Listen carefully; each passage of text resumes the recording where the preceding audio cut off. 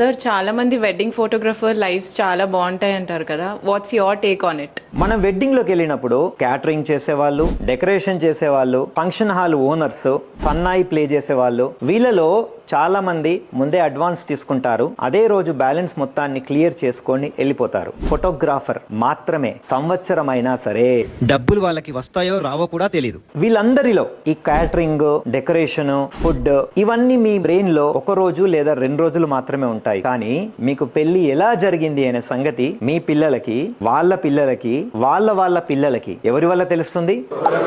అయినా సరే అందరికంటే లాస్ట్ మనకే డబ్బులు వస్తాయి. ఇంకో ఎమోషనల్ స్టోరీ కూడా ఉంది. అదేంటంటే అందరికంటే ఫస్ట్ వెడ్డింగ్ హాల్ కి వెళ్ళేది మనమే, అందరికంటే లాస్ట్ వెడ్డింగ్ హాల్ నుంచి బయటకు వచ్చేది కూడా మనమే, అందరికంటే ఫస్ట్ ఫుడ్ చూసేది మనమే, చూసేది మాత్రమే మనం. ఎందుకు? ఫొటోస్ తీయడానికి వెళ్తాం, కానీ ఏది మిగిలితే అది లాస్ట్ కు తినే వాళ్ళం కూడా మనమే.